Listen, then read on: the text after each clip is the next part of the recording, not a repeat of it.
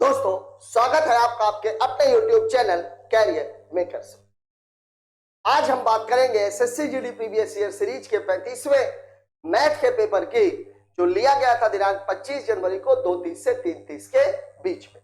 आइए देखते हैं इस पेपर में कैसे सवाल पूछे गए। पहला सवाल आपकी स्क्रीन पर ये रहा। सवाल सियाई से रिलेटेड है। सवाल आपको कह रहा है कि 10,000 रुपए की एक राशि वार्षिक रूप से चक्रवृद्धि किए जाने वाली एक निश्चित ब्याज दर पर 2 वर्ष में 12,100 रुपए हो जाती है। हो जाती है का मतलब क्या हुआ? मूलधन से मिश्र धन दिया गया है और 4 वर्ष बाद यह राशि कितनी हो जाए। ठीक है, अब यहां पर सवाल लगाने का बहुत बेसिक सा तरीका यह है कि अगर ये केवल 2 साल ही दिया होता तो हम क्या करते? हम करते ये कि ये 10,000 रुपया है और 10,000 रुपए कितने हो रहे हैं? 12,100। 12,100 कितने वर्षों में हो रहे हैं? 2 वर्ष में। मतलब जो रेशियो है 2 जीरो इसका 2 जीरो इसका, मतलब मामला कितने का है? 100 से 121 का। या मैं सीधे सीधे बोल सकता हूं 10 की घाते 2 से 11 की। ये कितने सालों में हो रहा है? ये कितने सालों में हो रहा है? 2 सालों में। तो अगले जब 2 वर्ष मामला आएगा तो फिर कहानी वही हो जाएगी। ये कितना? 10 की घाते 2, तो ये कितना? 11 की घाते। अगले 2 सालों का रहेगा तो फिर यही।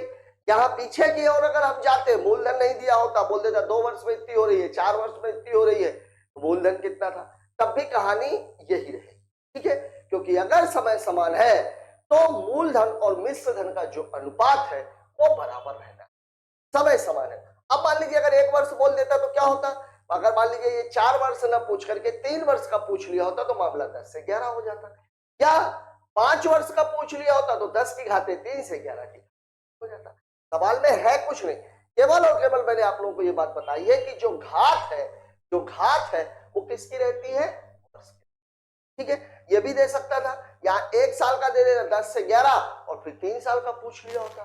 3 साल का पूछ लिया तो अगर 1 साल में 10 से 11 है तो अगली बार वो कितनी हो जाएगी? 2 वर्ष में। 2 वर्ष का फर्क है, 4 वर्ष और इसका। देखिए ये 2 साल हो गया, ये 4 साल हो गया। ठीक है, तो यहाँ पर 4 वर्ष का मामला जो है वो ये बनेगा 10 की घाते 2 से 11 की घाते 2, फिर ये 10 की घाते 2 से 11 की घाते 2। अब ये वैल्यू कितनी है? 100, और वो आपको दिया कितना है? 12,001। देखिए एक की वैल्यू कितनी है? 1 बराबर है 121, और निकालना आपको किसके बराबर है? 121 के बराबर। मतलब ये 121 से कितनी हो जाएगी? 121 गुणे 121।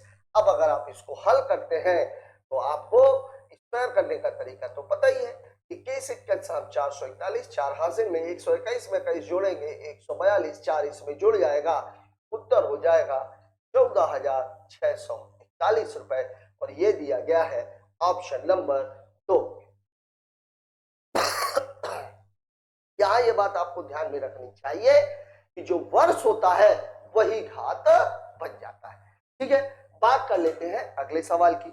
देखते हैं अगला सवाल हमसे क्या कह रहा है। अगला सवाल हमसे कह रहा है एक डीलर एक एयर कंडीशनर का अंकित मूल्य 1,20,000 रुपए अंकित करता है, 12% की छूट देता है। दिया क्या है आपको? अंकित मूल्य।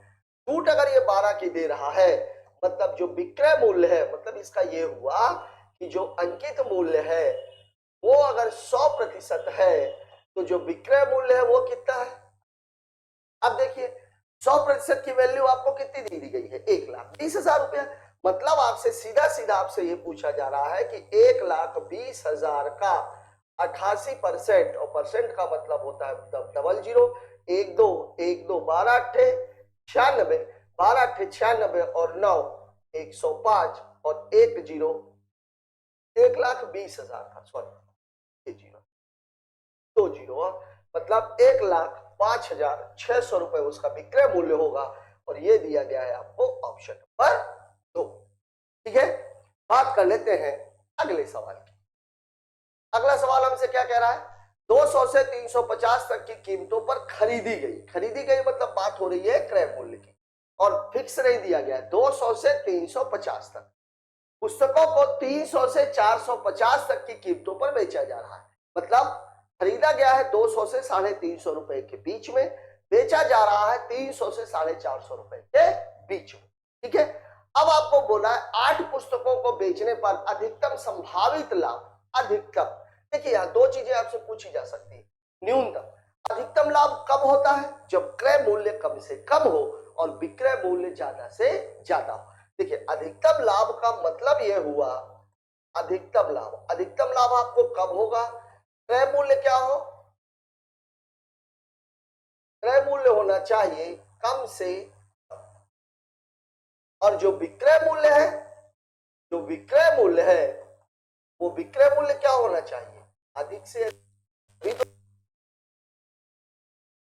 जैसे एक चीज को आपने 100 रुपए में खरीदा, 120 रुपए में बेच दिया तो 20 ही का लाभ हुआ, 140 में बेच दिया तो 40 का लाभ हुआ।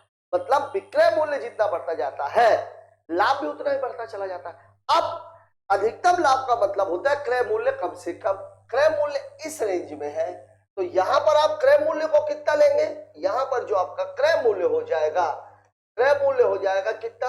200 रुपए, कम से कम लेना है। और जो विक्रय मूल्य है वो 300 से 450 के बीच है तो आप विक्रय मूल्य को कितना ले लेंगे? विक्रय मूल्य को ले, ठीक है। तो लाभ कितना हो जाएगा भाई? ये एक पुस्तक की बात हो रही, तो 450 माइनस 200 मतलब कितने का लाभ होगा? 250 रुपया प्रति पुस्तक, 250 रुपया प्रति पुस्तक। अब आपसे क्या पूछ रहा है? 8 पुस्तकों को बेचने पर, तो 8 पुस्तक पर लाभ कितना होगा? 8 पुस्तकों पर जो लाभ होगा वो होगा 250 और गुणे 8 मतलब उत्तर हो जाएगा 25 अट्ठे 200, सॉरी 25 अट्ठे 200, 200 और 10 इसका मतलब लाभ कितना हो जाएगा? 2000 रुपए। और ये दिया गया है ऑप्शन नंबर 1, ठीक है। यहां पर केवल दो ही बातें हो सकती हैं, एक तो आपसे पूछा जाएगा अधिकतम लाभ और एक आपसे इस सवाल में पूछा जा सकता है न्यूनतम लाभ। जब न्यूनतम लाभ की बात होगी तो क्रय मूल्य को ज्यादा से ज्यादा लेंगे और विक्रय मूल्य को कम से कम लेंगे, तो यहां पर क्या हो जाती? यहां पर हो जाती हानि। यहां पर क्या हो जाती? देखिए अब अगर न्यूनतम लाभ पूछता तो क्रय मूल्य को हम कितना लेते? 350 रुपया। विक्रय मूल्य को हम कितना लेते? 300 रुपए। तो 350 पे लेकर के अगर उसको 300 रुपए में बेचा जाएगा तो क्या होगी? हानि हो जाएगी। और एक पुस्तक पर हानि कितने की होगी? 350 में लेकर के अगर हमने 300 में बेच दिया तो एक पुस्तक पर जो हानि होनी है वो होनी है 50 की। तो 8 पुस्तकों पर हानि कितने की हो जाती? 400 की। बात कर लेते हैं अगले सवाल की।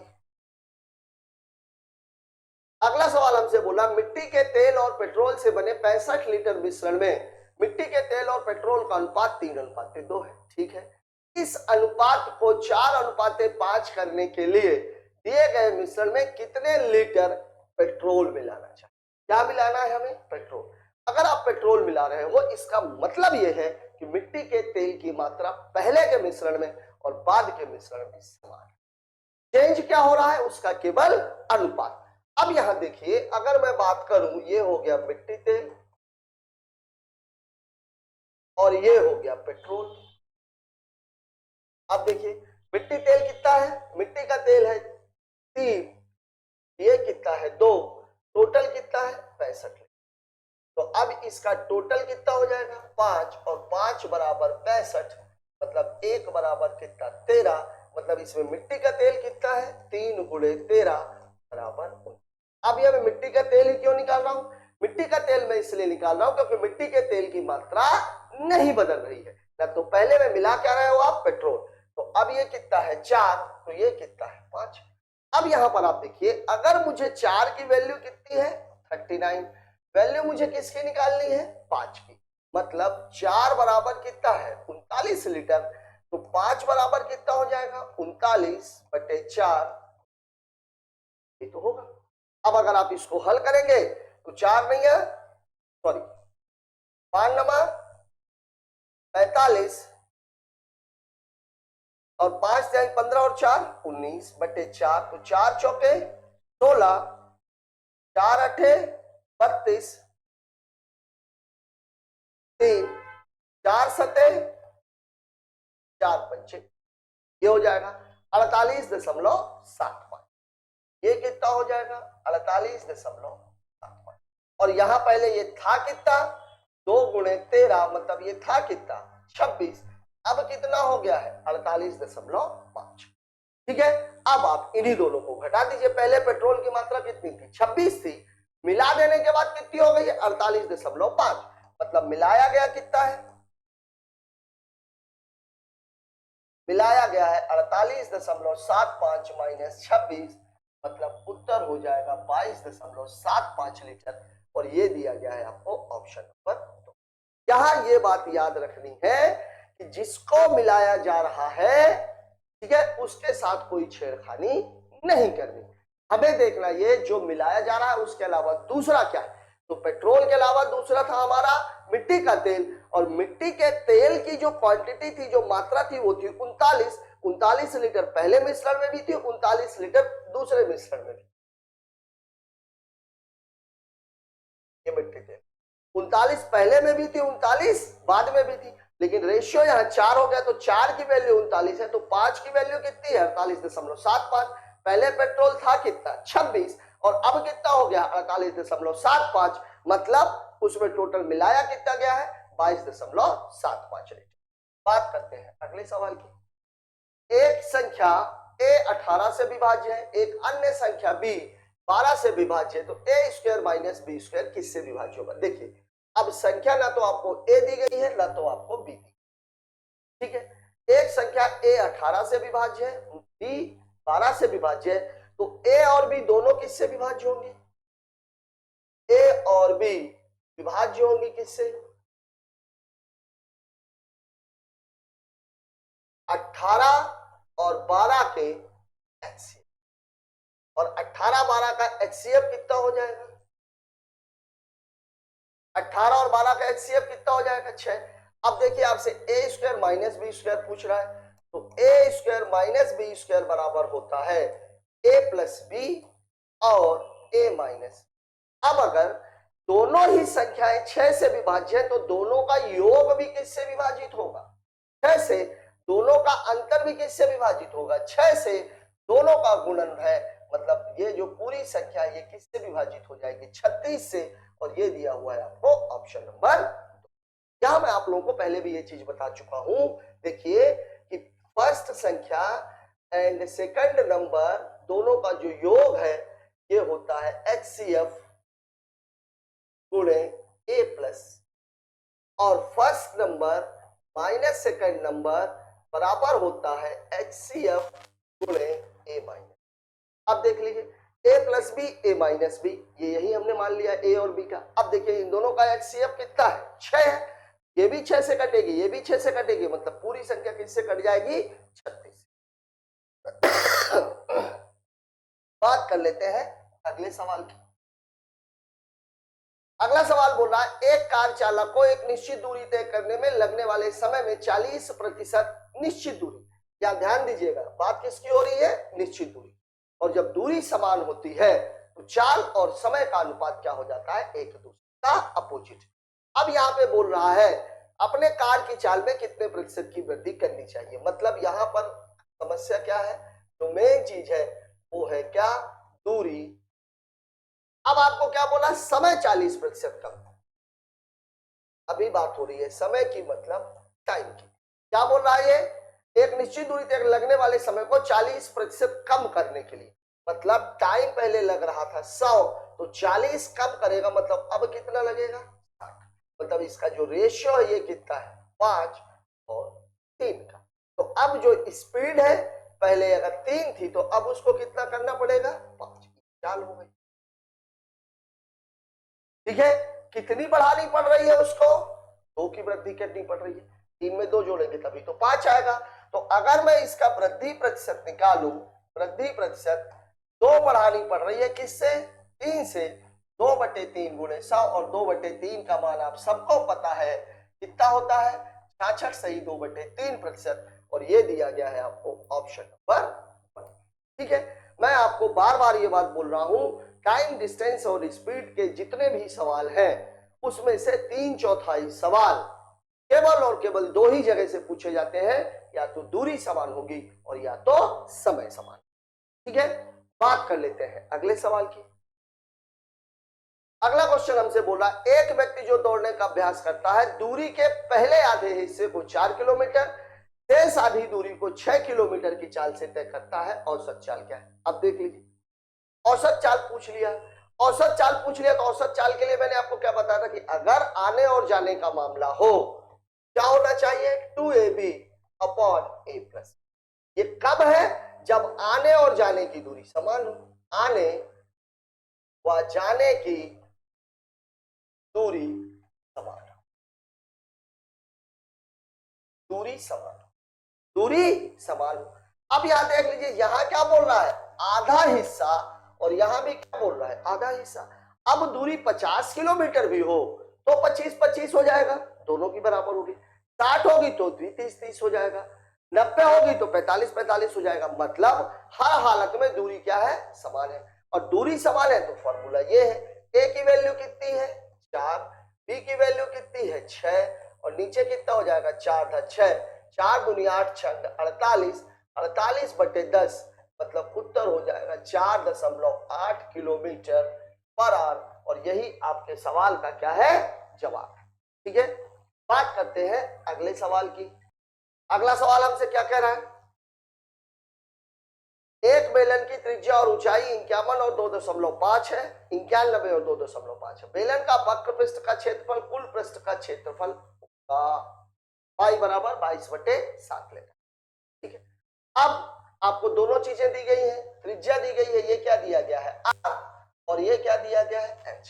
और जो वक्र पृष्ठ का क्षेत्रफल होता है, वक्र पृष्ठ का क्षेत्रफल वो होता है 2πr/h, मतलब 2 गुणे 22/7 गुणे r की वैल्यू कितनी है? 91 गुणे h की वैल्यू कितनी है? 2.5, 13 सते 91। अब देखिए, 2 में 2.5 का गुणा करेंगे 5 आ जाएगा, 22 पंचे 110, 110 में 13 का गुणा करेंगे ये हो जाएगा 14।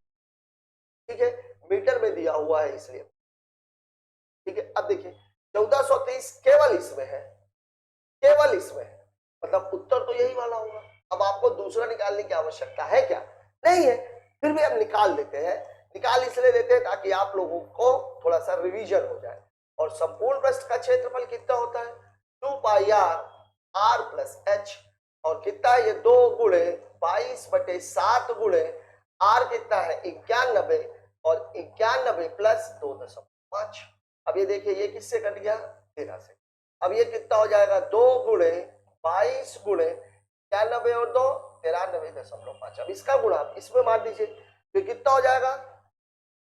2 तिहाई 6 और 1 7 और 2 9, ठीक है, और 187 गुणे 22 का मतलब 7 दूनी 14 हासिल की 1, 8 7 15 दूनी 30 और 1 31 की 1 हासिल आई 3, 8 1 9 9 दूनी 18 18 3 21 की 1 हासिल आई 2, 2 1 कम 2, 2 और 2 4, 4004 आए। क्या लफड़ा है? कुल पृष्ठी 2πr, कुछ गड़बड़ हो गया क्या? r+h 93, 13 सते 91, 2 पंचे 10, 2 तिहाई 6 और 1 7, 2 9 18, 22 का गुणा किया 7 दूनी 14, 4 हासिल आई 1, 8 7 15, 15 दूनी 30 और 1 31 की 1 हासिल आई 3, 8 1 9, 9 दूनी 18, 18 3 21 की 1 हासिल आई 2, और 2 1 कम 2, 2 और 2 4, 4114 ही आ रहा है।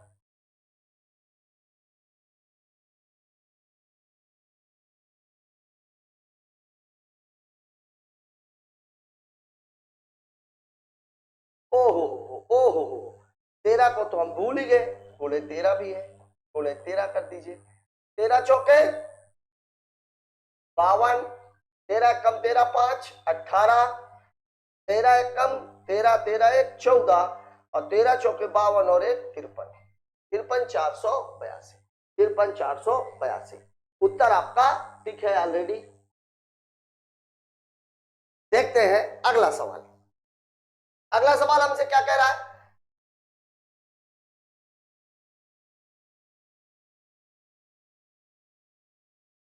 अगला सवाल हमसे कह रहा है, एक छाता 80 रुपए में खरीदा जाता है, 68 रुपए में बेचा जाता है। इसका मतलब क्या हुआ? सीपी कितना है 80 और एसपी कितना है 68, तो अंतर कितने का हो गया 68 में बेचा जाता है। हानि का प्रतिशत क्या है, अब देखिए यहां पर क्या हो रहा है, ये लॉस हो रहा है, तो लॉस का जो परसेंटेज है वो किस पर निकलता है, सीपी पर निकलता है, मतलब 12/80, 100, 20 चौके 80, 20 पंचे 100, 4 तिहाई 12, मतलब उत्तर कितना हो जाएगा 15%। जब कभी भी लॉस का परसेंटेज निकालना होता है या प्रॉफिट का परसेंटेज, तो वो हमेशा किस पर निकलता है, सीपी पर निकलता है। ठीक है, बात कर लेते हैं अगले सवाल की। अगला सवाल हमसे क्या कह रहा है, एक दुकानदार ने एक मेज के अंकित मूल्य को एक निश्चित राशि के रूप में सूचीबद्ध किया। ठीक है, अंकित मूल्य को, या ध्यान दीजिएगा बात किसकी हो रही है, अंकित मूल्य की, और उसे 10% तथा 10% की 2 क्रमिक छूटें दे दी। 2 क्रमिक छूटें 10 और 10 की दी है। ठीक है, यदि दुकानदार ने इसे 1458 रुपए में बेचा, मतलब बात किसकी हो रही है, अब विक्रय मूल्य आपको दिया गया है, अंकित मूल्य आपसे पूछ रहा है। इसका मतलब क्या हुआ, बाद का डाटा दिया हुआ है, पहले का डाटा आपसे पूछा जा रहा है। इसका मतलब अंकित मूल्य को हम कितना ले लेंगे, x। मैंने आप लोगों को इसमें बताया था, प्रतिशत में जब कभी भी पहले का डाटा देके बाद का डाटा पूछा जाए तो सवाल को सीधे सीधे लगा देते हैं, और अगर बाद का डाटा दे करके पहले का डाटा पूछा जा रहा है तो पहले के डाटा के मान को हमेशा x मान लेते हैं। मतलब सामान कितने का था, x का, 10 की छूट मतलब मामला कितने का हो गया, 90/100 का, फिर 10 की छूट मतलब मामला कितना हो गया, 90/100 का, और बराबर कितना है 1458 रुपए। अब देखिए 0 से 0 कैंसिल, 0 से 0 कैंसिल, मतलब अब इसको अगर मैं काटूं तो 9 8 5 13 4 17 कट जाएगा, 9 एकम 9, 5 बचेगा 55, 9 छक्का 54, 1 बचेगा 9 दूनी 18, फिर 9 से काट दूं तो 9 एकम 9, 7 बचेगा 9 अठे 72। तो अब x की वैल्यू कितनी हो जाएगी, 18 गुणे 10 गुणे 10, ये 10 ये 10, मतलब उत्तर कितना हो जाएगा 1800 रुपए। और यही आपके सवाल का जवाब है, और ये दिया गया है ऑप्शन नंबर। ठीक है, बात कर लेते हैं अगले सवाल की। अगला सवाल हमसे क्या कह रहा है, x और y व्युत्क्रमानुपाती है और y बराबर 7 होने पर x बराबर 27 है। व्युत्क्रमानुपाती और समानुपाती, समानुपाती है मतलब x समानुपाती y है, व्युत्क्रमानुपाती है मतलब x समानुपाती 1/y है। ठीक है, मतलब सवाल में आपको बोल रहा है x is directly inversely proportional to y। ठीक है, अब अगर मैं इस समानुपात को हटा के बराबर रखूंगा तो ये कितना हो जाएगा, x बराबर k इंटू 1/y। अब y की वैल्यू कितना दिया गया है 7 और x की वैल्यू कितना दिया गया है 27, x की वैल्यू है 27, y की वैल्यू है 7, मतलब k की वैल्यू कितनी हो जाएगी 7, इधर आ जाएगा तो 27 गुणे 7 बराबर कितना हो जाएगा 100। ये हो गया सवाल। अब आगे आपसे बोल रहा है तो y बराबर 21 होने पर x का मान, कंडीशन अभी भी यही वाली है, मतलब x बराबर k इंटू 1/y। अब y की वैल्यू कितनी हो गई है 21, x की वैल्यू पूछ रहा है, k की वैल्यू आप ऑलरेडी 189 आप निकाल चुके हो, तो x बराबर हो जाएगा 189/1, y की वैल्यू दे रहा है 21, 21 को काटेंगे तो कितना आ जाएगा 9, मतलब x का मान हो जाएगा 9, और ये दिया गया है आपको ऑप्शन नंबर 1। जब कभी भी आपको शायद याद होगा ई समानुपाती mc स्क्वायर, ठीक है, आइंस्टाइन का फॉर्मूला है, फिजिक्स में आपने पढ़ा होगा, तो ई बराबर क्या होता है mc स्क्वायर। ठीक है, जहां पर m एक कांस्टेंट फैक्टर है, ठीक वही चीज यहां पर जब कभी भी प्रोपोर्शनल को या इनवर्सली प्रोपोर्शनल को हम हटाते हैं तो एक कांस्टेंट वैल्यू k ले लेते हैं, और k की वैल्यू हमने निकाल ली 189 है, बाद में हमने y की वैल्यू को 21 रखा तो x की वैल्यू कितनी निकल गई 9। ठीक है, बात करते हैं अगले सवाल की। अगला सवाल हमसे बोल रहा है 3/4, 3/4, 5/7, 7/9 और 1/12, इसका हमें क्या निकालना है HCF। इसका हमें क्या निकालना है HCF।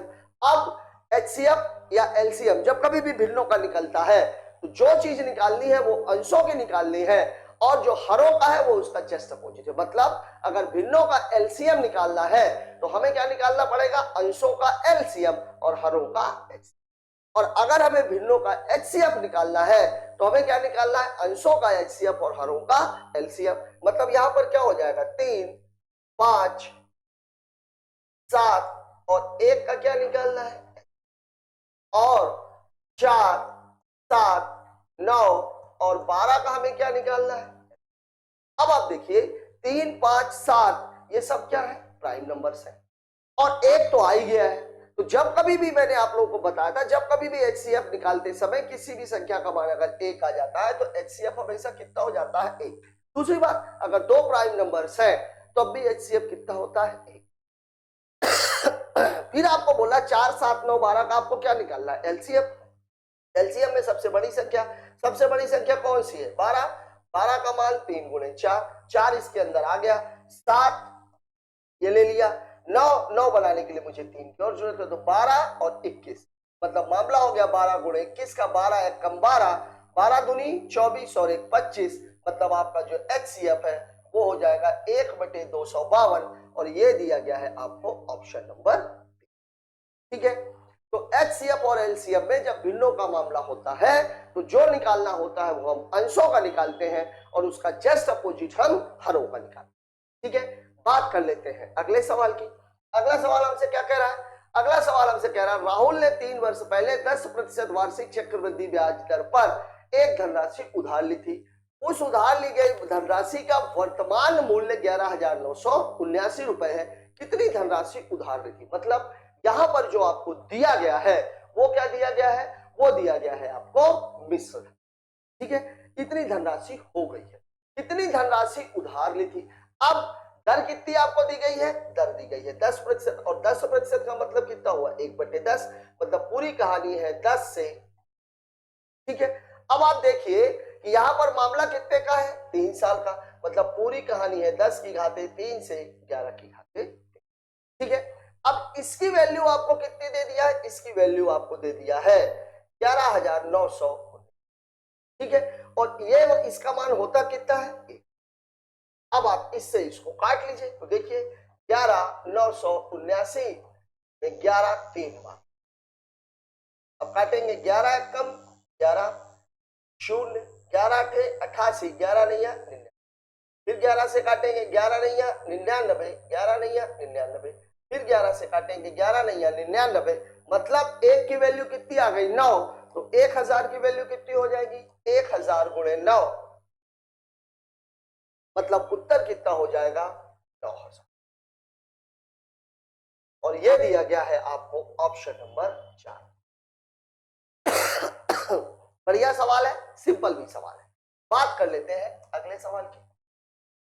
20 लोगों का औसत भार 75 किलोग्राम है, 10 लोगों का औसत भार 70 है, बचे हुए लोगों में से 5 लोगों का औसत भार 75, देखिए ये भी 75 है, ये भी 75 है, और ये कितना है, 70 है, ठीक है।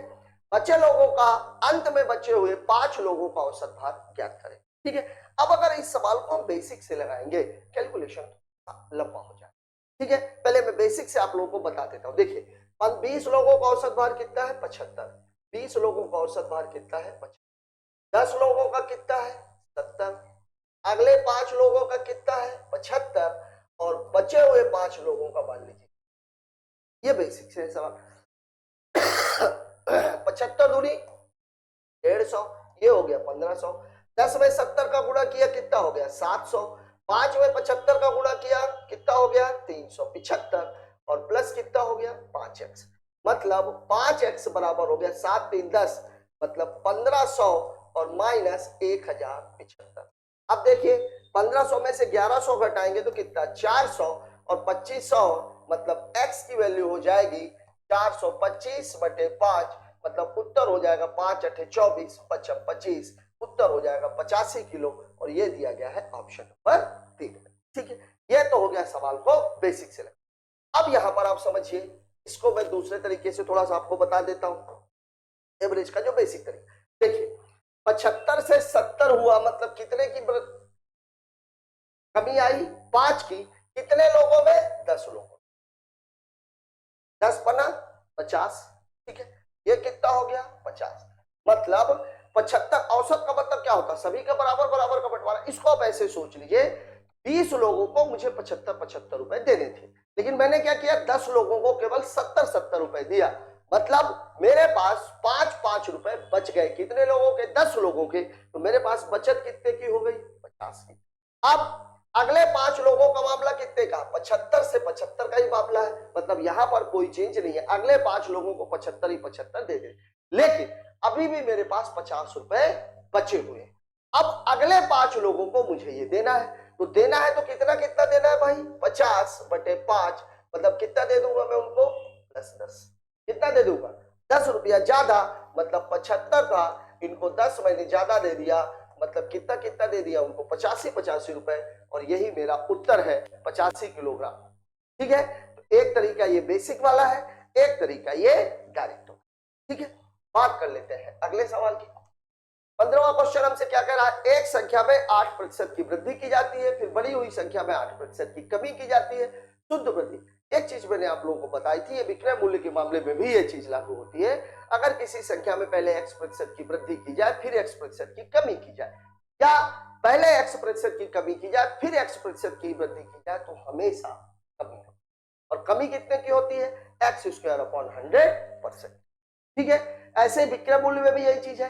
दो वस्तुओं का विक्रय मूल्य समान है, एक को x% के लाभ पर बेचा जा रहा है, दूसरे को x% की हानि पर बेचा जा रहा है, तो हमेशा हानि होती है, और हानि होती है x²/100% की। मतलब जो भी हो रहा है वो किस पे हो रहा है? x²/100।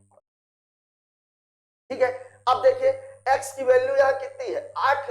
तो 8 गुणे 8 बटे कितना? 100। मतलब उत्तर कितना आ जाएगा? 64। दो अंकों के बाद दशमलव, मतलब 0.64% की क्या होगी?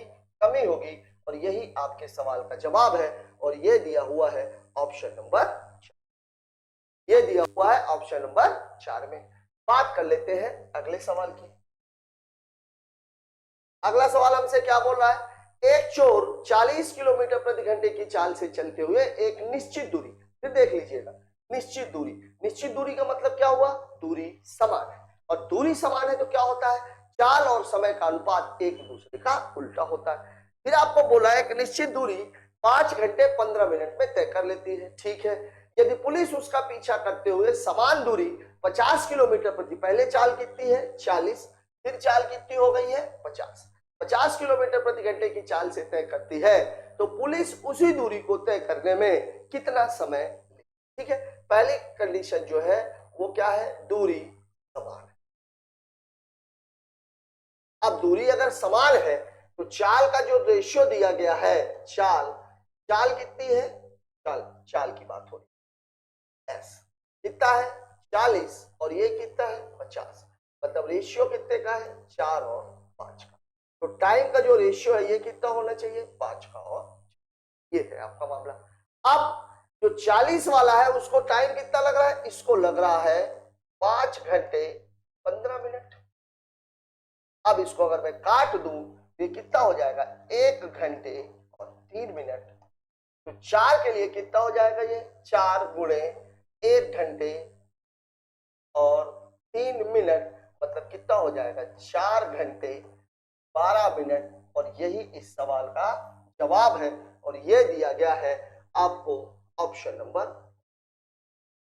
ठीक है, देखिए कितना आसान सा सवाल है। अब अगर इसको आप हल करेंगे तो 40 की चाल, उतना टाइम दूरी निकालेंगे, फिर दूरी को आप 50 से भाग देंगे, तब आपका समय निकलेगा। जबकि अगर दूरी समान है तो चाल और समय का अनुपात हमेशा एक दूसरे का उल्टा होता है। ठीक है, बात कर लेते हैं अगले सवाल की। यदि ए, बी और सी अलग अलग कार्य करते हैं और उसे करते हैं 27, 36 और 45 दिनों में, यदि वो एक साथ काम करें तो काम पूरा करने में कितने दिन? 27, 36 और 45 अलग अलग एक साथ। बिल्कुल सरल सा सवाल है, टाइम दिया हुआ है और आपको टाइम भी निकालना है। देखिए ए कर रहा है कितने दिनों में? 27। बी कर रहा है कितने दिनों में? सी कितने दिनों में? 45। तीनों का मिला करके पूछा। अब देखिए ये टाइम है, अब हमें क्या निकालना है? इसका एलसीएम। और एलसीएम निकालने के लिए हमें क्या करना होता है? सबसे बड़ी संख्या को फ्रैक्शन में लेते हैं। देखिए सबसे बड़ी संख्या का गुणनखंड अगर आप करोगे तो 3 गुणे 3 गुणे 5, 27 बनाना है तो मुझे एक 3 और चाहिए, और अगर 36 बनाना है तो 9 तो है लेकिन 4 और चाहिए। देखिए ये कितना है? 27, ये कितना है 20, मतलब इसका जो एलसीएम है या जो टोटल वर्क है वो कितना हो जाएगा 540। तो इसकी इफिशियंसी 540 में 27 का भाग दिया कितनी आ गई 20, 540 में भाग दिया कितनी आ जाएगी 36 एकम 36, 36 पंचे, ठीक है। फिर 540 में 45 का भाग दिया 45 एकम और 45, तो तीनों की मिला करके जो इफिशियंसी होगी 20, 15 और 12, 15 12 27 और 20 कितनी हो जाएगी ये, अगर मैं इस तीनों की लूंगा तो कितनी हो जाएगी 47, मतलब मेरा जो टोटल वर्क आएगा वो आएगा 550, 540 बटे 47, 47 एकम 47, 7 बचेगा 70, 47 एकम 47, 47 कितना बचेगा 22, 22 नहीं 23, 23 बटे 47, यही आपके सवाल का जवाब है। 11 सही 23 बटे 47 और ये दिया गया है ऑप्शन पर, ठीक है। बेसिक सवाल है, थोड़ा सा कैलकुलेशन जरूर है लेकिन ये आसान है, बस आपको एलसीएम निकालना आना चाहिए। बात करते हैं अगले सवाल की। राम अपने कमरे की सभी दीवारों और छतों को व्यक्तिगत रूप से पेंट करना चाहता है, ठीक है। उसने अपने कमरे को पेंट करना शुरू किया और 16 मीटर स्क्वायर क्षेत्र पेंट करने के बाद 4 लीटर का टीन खाली हो गया, ठीक है। पेंट किए जाने वाले उसके कमरे का कुल क्षेत्रफल 176 मीटर स्क्वायर है, ठीक है। शेष क्षेत्र को, ये बात जरूर ध्यान रखिएगा, शेष क्षेत्र को पेंट करने के लिए कितने पेंट के टीन की आवश्यकता होगी। देखिए 16 मीटर स्क्वायर के लिए उसको कितना चाहिए होता है 4 लीटर। अब आपसे पूछ रहा है 176 के लिए, यहां कितने का गुणा हो रहा है 11 का, तो यहां भी कितने का गुणा हो जाएगा 11 का, 16 एकम 16, 16 एकम 16, मतलब उसको टोटल जो पेंट चाहिए है वो कितना चाहिए है 44 लीटर। तो 4 लीटर तो वो खर्च कर चुका है, तो शेष कितना पेंट चाहिए उसको 44 माइनस 4, मतलब उत्तर कितना हो जाएगा 40। इसीलिए मैं बोला था अगर कुल पूछा होता तो उत्तर कितना हो जाता 44, शेष क्षेत्र पूछा है इसलिए उत्तर कितना हो जाएगा 40, क्योंकि 16 मीटर स्क्वायर पेंट करके 4 लीटर वो ऑलरेडी खर्च कर चुका है, टोटल 44 लीटर खर्चा होना है, इसका मतलब अभी उसको कितने की जरूरत है 40 लीटर की, इसलिए आपका जो उत्तर हो जाएगा वो हो जाएगा ऑप्शन नंबर 2, ठीक है। बात कर लेते हैं अगले सवाल की। अगला क्वेश्चन बोल रहा है उस बेलन के संपूर्ण पृष्ठीय क्षेत्रफल का वक्र पृष्ठीय क्षेत्रफल से अनुपात ज्ञात कीजिए जिसकी त्रिज्या 20 और ऊंचाई 50 सेंटीमीटर। देखिए मैंने आप लोगों को एक बात बताई थी, जब कभी भी अनुपात और प्रतिशत की बात की जाए, ठीक है, तो वहां पर आंकड़ों का इस्तेमाल तुरंत में नहीं करना चाहिए। सबसे पहले आप देख लीजिए जो वक्र पृष्ठ है किसका बेलन का, वो होता कितना है 2 पाई r, और जो संपूर्ण पृष्ठ कितना होता है, संपूर्ण पृष्ठ होता है 2 पाई r प्लस, ठीक है, इन दोनों का रेशियो। अब आप देखिए 2 पाई r और 2 पाई r कैंसिल हो जाएंगे, मतलब आपके पास जो बचेगा वो क्या बचेगा h और r प्लस h की वैल्यू उसने कितनी दे रखी है, h की वैल्यू दे रखी है 50, r की वैल्यू कितनी दे रखी है 20 प्लस 50, मतलब मामला कितने का हो जाएगा 50 बटे 70 का, मतलब 5 बटे 7 का, ठीक है। वक्र पृष्ठ अगर 5 है तो संपूर्ण पृष्ठ कितना है 7 है। अब देखिए आपको संपूर्ण पृष्ठ पहले दिया हुआ है, मतलब सवाल में जो आपसे पूछा है वो पूछा है संपूर्ण अनुपाते वक्र, मतलब उत्तर हो जाएगा 7:5, और ये दिया गया है आपको ऑप्शन नंबर, ठीक है। बात कर लेते हैं अगले सवाल की। अगला सवाल हमसे कह रहा है ए बी से 3 गुना कुशल कारीगर है, ए ने कार्य करना शुरू किया, उन्होंने मिलकर एकांतर दिनों में मतलब एक दिन ए कर रहा है और एक दिन बी कर रहा है, ठीक है। एकांतर दिनों में कार्य किया और 24 दिनों में कार्य को पूरा कर दिया। ए अकेले कार्य को पूरा कितने दिनों में करेगा, ठीक है। पहली बात तो यह है कि अगर 24 दिन काम चला है इसका मतलब यह है कि ए ने 12 दिन किया और बी ने काम ये हुआ। अब ए तो 12 दिन काम कर ही चुका है, सवाल में आपको बोल रहा है कि ए बी से 3 गुना ज्यादा कुशल है, तो बी ने 12 दिन में काम कितना किया होगा 12 काम, और 12 काम अगर ए करता तो उसको कितना दिन लगता, क्षमता उसकी 3 है, तो 3 चौके 12, मतलब 12 प्लस 4, मतलब ए उस काम को अकेले करेगा तो कितने दिन में कर लेगा 16 दिन। सवाल जो मैं आपसे बोल रहा हूं ए बी से 3 गुना कुशल कारीगर है, ये है ए, ये है बी, ये है इफिशियंसी, इसकी 1 है तो ठीक है। दूसरी एक बात आप समझिए, ये कितने दिनों में कर रहा है, ये कर रहा है 12 दिन, ए करेगा 12 दिन और बी भी करेगा 12 दिन, दोनों ने 12-12 दिन काम किया है। कितने कितने दिन काम किया है, 12-12। अब बी का जो 12 दिन का काम है वो किसको करना है, ए को करना है। मतलब कितना हो जाएगा, 12 गुणे 1 मतलब कितना काम है, ये 12 काम। तो 12 काम है तो इसको ए कितने दिनों में कर लेगा भाई, 12 काम है, एक दिन में वो 3 काम करता है, तो 3 चौके 12 मतलब कितने दिन, 4 दिन। अब 12 दिन तो वो कर ही चुका था, 4 दिन और करेगा, मतलब उत्तर कितना हो जाएगा, 16 दिन। और ये दिया हुआ है आपको ऑप्शन नंबर 3 में। बस यहां पर एक बात और भी है, यहां पर सवाल आपको फ्रैक्शन में भी दे सकता है, हो सकता है आपको बोल देता है 11 सही 2/3 दिन। 11 सही 2/3 दिन मतलब जो काम शुरू करें, 11 सही 2/3 को मैं पूरा मान लेता हूं 12, इसका मतलब क्या हुआ, ए को भी 6 दिन, बी को भी 6 दिन। अब जो काम शुरू किया होगा वो पूरे 6 दिन करेगा, जो बचा हुआ हिस्सा है वो कौन करेगा, तब उसे वहां पर ये देना पड़ेगा कि कौन कार्य को प्रारंभ कर रहा है, ए प्रारंभ कर रहा है कि बी प्रारंभ कर रहा है। बात करते हैं अगले सवाल की। साथियों इस क्वेश्चन के साथ ही हमारा ये पेपर खत्म। बढ़िया क्वेश्चंस कहे जाएंगे, कुछ एक नए टाइप के सवाल, स्पेशली सीआई ने एक बहुत बढ़िया सवाल पूछा, और अभी जो लास्ट वाला सवाल था टाइम एंड वर्क का, ये भी बहुत अच्छा सवाल। हमने अपनी तरफ से पूरी कोशिश की कि आपको बेसिक से लेकर के और सवालों को देखने का जो नजरिया है, एवरेज का भी एक सवाल बहुत अच्छा कहा जाए। बाकी के सवाल ट्रैक पर ही थे, लेकिन ये 3 सवाल ऐसे थे, और हर पेपर में आप लोग ये देख रहे होंगे कि 2 से 3 सवाल ऐसे पूछे जा रहे हैं जो आपको कुछ ना कुछ नया सिखा करके। आज का वीडियो आपको कैसा लगा कमेंट बॉक्स में जाकर जरूर बताएं। अच्छा लगा तो भी, बुरा लगा तो भी, कुछ कमी अगर आप सुधरवाना चाह रहे हैं तो भी। मिलते हैं कल अगले वीडियो के साथ, तब तक के लिए जय।